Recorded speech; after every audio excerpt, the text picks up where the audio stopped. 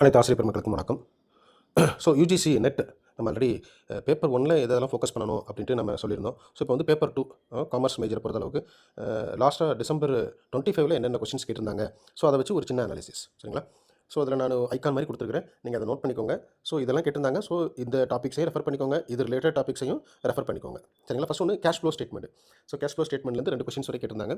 அது வந்து operating, financial அந்த ஆக்டிவிட்டீஸ்லாம் இருக்கு இல்லையா, அதெல்லாம் கொஞ்சம் நல்லா பார்த்துக்கோங்க சரிங்களா. ரைட், நெக்ஸ்ட் வந்து தியரிஸ் ஆஃப் ப்ராஃபிட். இது வந்து என்டர்பிரினர்ஷிப்பில் வரலாம் சரிங்களா. நிறையா ப்ராஃபிட் தியரிஸ் வந்து இருக்குது, ஒரு 7-8 தியரி இருக்குது. ஸோ அதோடைய ஆத்தர் யார் அப்படின்னு தான் ஒரு மேட்ச் த ஃபாலோயிங் கொஸ்டின்ஸ் வந்து கேட்டிருந்தாங்க. ஸோ அதனால் அந்த ஏரியாவும் கொஞ்சம் நல்லா கவர் பண்ணிக்கோங்க. அடுத்து டைப்ஸ் ஆஃப் எரர், அதாவது டைப் 1 எரர், டைப் 2 எரர் அப்படின்லாம் படிப்போம், ஸ்டாட்டிஸ்டிக்ஸில் வரும். அது மாதிரி பேராமெட்ரிக் டெஸ்ட்டு, நான் பேராமெட்ரிக் டெஸ்ட்டு. ஸோ அப்படின்னா என்ன அப்படிங்கிறதுல ஒரு பேசிக்காக வந்து கொஞ்சம் ரெஃபர் பண்ணிட்டு போங்க. இதுவும் மேட்ச் த கொஸ்டின்ஸை கேட்டிருந்தாங்க. ஸோ நெட்டை பொறுத்தளவுக்கு சிங்கிள் லைனில் கொஸ்டின்ஸ் வந்து எதிர்பார்க்க முடியாது. ஒன்று ஸ்டேட்மெண்ட்டாக இருக்கும், அல்லது அசெஷன் ரீசனாக இருக்கும், அல்லது மேட்ச் த ஃபாலோயிங்காக இருக்கும், அல்லது விச் ஒன் இஸ் கரெக்ட் அல்லது விச் ஒன் இஸ் ராங் அப்படின்னு தான் இருக்கும். ஒரு 4 கொஸ்டின்ஸ்க்கு ஆன்சர் தெரிஞ்சால் தான் ஒரு கொஸ்டின் ஆன்சர் பண்ண முடியும். அந்த லெவலில் தான் வந்து பெரும்பாலும் நெட்டோட கொஸ்டின்ஸ் வந்து வடிவமைக்கப்பட்டிருக்கும். அடுத்து ரிசர்வ் பேங்கோட ஃபங்க்ஷன்ஸ் கேட்டிருந்தாங்க. மெயினாக வந்து மானிட்டரி கண்ட்ரோல், அதாவது ரெப்போ, ரிவர்ஸ் ரெப்போ, அந்த அந்த ஏரியாலாம் கொஞ்சம் பார்த்துக்கோங்க. அடுத்து டைப்ஸ் ஆஃப் ப்ரைஸிங்கில் நிறையா இருக்குது, நிறையா டைப்ஸ் வந்து இருக்குது. ஸோ அதுலேருந்து ஒரு கொஸ்டின்ஸ் கேட்டிருந்தாங்க. அந்த எல்லா ப்ரைஸிங்கோடைய டைப்ஸையும் பார்த்துக்கோங்க. அந்த ஆட் ப்ரைஸு, அப்புறம் சைக்காலஜிக்கல் ப்ரைஸிங் அப்படிலாம் நிறையா இருக்குது இல்லையா, அதெல்லாம் கொஞ்சம் ரெஃபர் பண்ணிக்கோங்க. அடுத்து ஜிஎஸ்டியோட ரீசெண்ட் ஸ்லாப் ரேட்டு கேட்டிருந்தாங்க சரிங்களா. இப்போ மொத்தமே 3 தான் இருக்குன்னு நினைக்கிறேன். அந்த 3 வந்து நல்லா பார்த்துக்கோங்க சரிங்களா. லாஸ்ட் இயர் தான் வந்து சேஞ்ச் பண்ணியிருந்தாங்க. மொத்தமே வந்து 3 டைப்ஸ் ஆஃப் ஜிஎஸ்டி ரேட் தான் இப்போ ப்ரெசென்ட்டாக இருக்குது. ஸோ அதை கொஞ்சம் ரெஃபர் பண்ணிக்கோங்க சரிங்களா. அடுத்து கேபிட்டல் பட்ஜெட்டிங், இது ஒரு தியரி கொஸ்டின்ஸ் தான். கேபிட்டல் பட்ஜெட்டிங்லேருந்து ப்ராசஸ் கொடுத்துட்டாங்க, அதை வந்து நம்ம வந்து என்ன செய்யணும், ஆர்டராக அரேஞ்ச் பண்ணணும். ஸோ அந்த மாதிரி ஒரு கொஸ்டின் இருந்துச்சு. அடுத்து டைப்ஸ் ஆஃப் கான்ஃப்ளிக்ட். ஸோ ஆர்கனைசேஷனில் இருக்கக்கூடிய கான்ஃப்ளிக்ட்டில் உள்ள டைப்ஸ், அதாவது டாஸ்க் கான்ஃப்ளிக்ட் அப்படின்னா நிறையா கான்ஃப்ளிக்ட் ஒரு 10 டைப்ஸ் வரைக்கும் இருக்குன்னு நினைக்கிறேன். ஸோ அதை மேட்ச் மாதிரி கேட்டிருந்தாங்க. எது என்ன மீனிங் அப்படிங்கிறத படிச்சுக்கோங்க. அடுத்து செல்லிங் கான்செப்ட்லேருந்து மோனோபோலினா என்ன, டூயோபோலினா என்ன, ஆலிகோபோலினா என்ன அப்படின்னு ஒரு கேள்வி இருந்தது. இது எளிமையாக தான் இருந்தது, இதை ஆன்சர் பண்ண முடியும் எல்லாரையும்.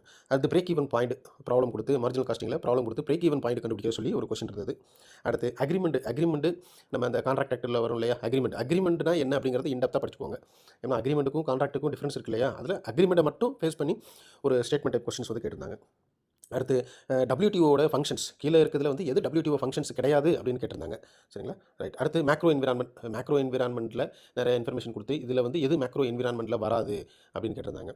மேக்ரோலையும் இன்டர்னல் எக்ஸ்டர்னல் 2 இருக்குது, அதையும் கொஞ்சம் நல்லா பார்த்துக்கோங்க. அடுத்து ரீடைன்டு ஏர்னிங்ஸ் சரிங்களா, அது உங்களுக்கு நல்லா தெரியும், அது ஒரு தியரி பார்ட்டு. ஸோ அது சம்மந்தப்பட்ட ஒரு கேள்வி வந்து வந்தது. அடுத்து பேலன்ஸ் ஆஃப் பேமெண்ட், இதுலேயும் ஒரு தியரி பார்ட்டு தான். அந்த பேலன்ஸ் ஆஃப் பேமெண்ட் என்ன அப்படின்னு நல்ல ஒரு அண்டர்ஸ்டாண்டிங்காக படிச்சுட்டு அப்படின்னா அதை ஆன்சர் பண்ணிட முடியும். அடுத்து லிவரேஜ் அதாவது ஃபினான்ஷியல் மேனேஜ்மெண்ட்லேருந்து லிவரேஜுங்கிறது ஒரு டாபிக்ஸ் இருக்குது. அதில் ஆப்ரேட்டிங் லிவரேஜ், ஃபினான்ஷியல் லிவரேஜ் அப்படின்லாம் இருக்குது சரிங்களா, இபிஐடி அப்படிலாம் இருக்குது. ஸோ அதோடைய ஃபார்முலா மட்டும் கேட்டிருந்தாங்க மேட்ச் வச்சு சரிங்களா. அந்த ஃபார்முலாவெலாம் கொஞ்சம் நல்லா படிச்சுக்கோங்க. அடுத்து அமால்கமேஷன்லேருந்து கொஸ்டின்ஸ் கேட்டிருந்தாங்க.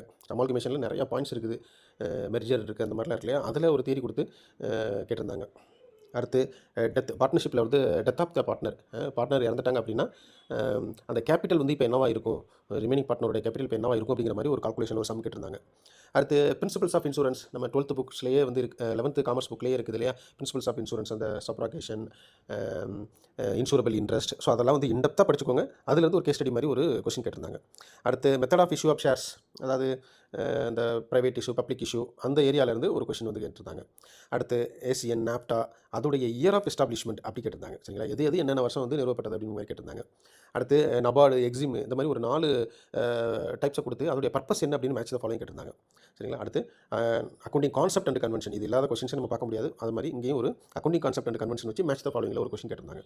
அடுத்து கண்ட்ரோலிங் ப்ராசஸ், நம்ம கண்ட்ரோலிங்னா என்னென்னு தெரியும். ஸோ அதோடைய ப்ராசஸ் என்ன அப்படின்னு கேட்டிருந்தாங்க சரிங்களா. அடுத்து ரூரல் மார்க்கெட் வந்து எப்படி ஒரு இம்பாக்டை வந்து கிரியேட் பண்ணுது நம்மளுடைய எக்கனாமியில் அப்படின்லாம் ஒரு கொஸ்டின் வந்து வந்திருந்தது. அப்போ ரூரல் மார்க்கெட்னா என்ன அப்படின்னு ஒரு பேசிக்கான அண்டர்ஸ்டாண்டிங் இருந்துச்சுன்னா நம்ம அந்த கொஸ்டின்ஸ் வந்து ஆன்சர் பண்ண முடியும். ஸோ நான் இப்போ கொடுத்துருக்கிற ஏரியா எல்லாமே ஒரு காமர்ஸ் மேஜரால் நம்மளால் கொஞ்சம் படிக்க முடியும். படிச்சிருந்தா இது இந்த ஏரியாவில் நம்ம வந்து கவர் பண்ணி ஆன்சர் பண்ணிடலாம் சரிங்களா.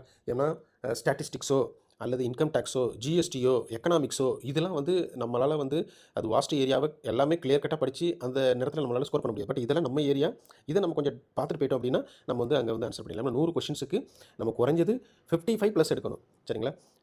மேக்ஸிமம் 60 எய்ம் பண்ணணும் சரிங்களா. 55க்கு மேலே எடுத்தாலே ஒரு நல்ல ஸ்கோர் தான்.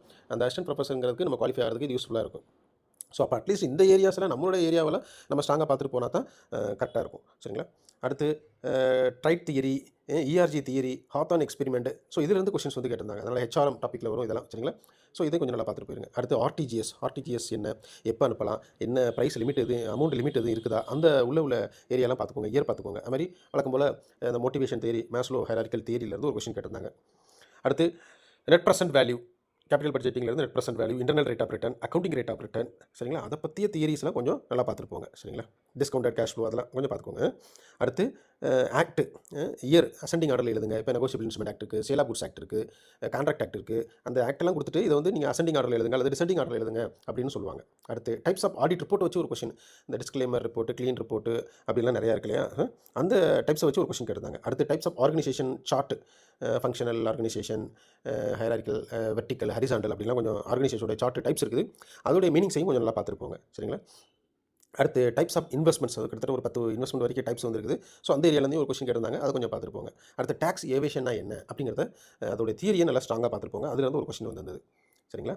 டேக்ஸ் அவாய்டன்ஸ் வேறு, டேக்ஸ் எவேஷன் வேறு. ஸோ அதனால் ரெண்டுக்கும் உள்ள கிளாரிட்டி பார்த்துருப்போங்க. ஸோ இப்போ நீங்கள் இந்த அண்டர்ஸ்டாண்டிங் வச்சுக்கணும். இப்போ போன தடவை டேக்ஸ் எவேஷன் கேட்டிருக்காங்களா, அப்போ இந்த தடவை டேக்ஸ் அவாய்டன்ஸ் கேட்கலாம், அதாவது டேக்ஸ் பிளானிங் கேட்கலாம் அப்படிங்கிற மாதிரி நீங்கள் கொஞ்சம் புரிஞ்சுக்கணும். போன தடவை ஆர்டிஜிஎஸ் கேட்டாங்களா, இந்த தடவை நெஃப்ட் கேட்கலாம். ஸோ அப்போ அந்த மாதிரியும் கொஞ்சம் நீங்கள் வந்து என்ன செய்ய வச்சுட்டு போங்க, படிச்சுட்டு போங்க. அடுத்து மெயினாக வந்து ஒரு காம்ப்ரிஹென்சிவ், அதாவது ஒரு பேராகிராஃப் இருக்கும். அந்த பேராகிராஃபை சார்ந்து ஒரு 5 கொஸ்டின்ஸ், அது நம்ம சப்ஜெக்ட் ரிலேட்டடாக இருக்கும், சரிங்களா? இந்த தடவை கேட்டிருந்தது சர்டிஃபிகேட் ஆஃப் இன்கார்பரேஷன், சரிங்களா? அதுலேருந்து ஒரு கேஸ் ஸ்டடி கேட்டிருந்தாங்க, சரிங்களா? அது கொஞ்சம் நல்லா படிச்சிருந்தா மட்டும்தான் அந்த 5 கொஸ்டினுமே கரெக்டாக எழுத முடியும். இல்லைனா 5 கொஸ்டின்ஸுமே வந்து ராங்காக போயிடும். ஸோ அதனால் சர்டிஃபிகேட் ஆஃப் இன்கார்பரேஷனை பற்றிய ஒரு கேஸ் ஸ்டடி வந்து படிச்சுக்கோங்க, சரிங்களா? ஸோ இதுதான் வந்து இது லாஸ்ட் டிசம்பர் 25 ஒரு சின்ன அனாலிசிஸ். ஸோ எந்த ஒரு ஐடியாவும் இல்லாமல் போய் நம்ம நெட்டு போய் அட்டன் பண்ணுறோம் அப்படின்னா அதில் நம்ம வந்து சக்ஸஸ் பண்ண முடியாது. ஸோ என்னென்ன டாபிக்ஸ்லாம் வந்து கேட்டிருக்கிறாங்க, ஸோ அதை ஒட்டி நம்ம கொஞ்சம் ப்ரிப்பேர் பண்ணிட்டு போனீங்க அப்படின்னா நம்மளால் கொஞ்சம் வந்து குவாலிஃபைட் ஆக முடியும். ஸோ நல்லா ப்ரிப்பேர் பண்ணுங்கள். All the best.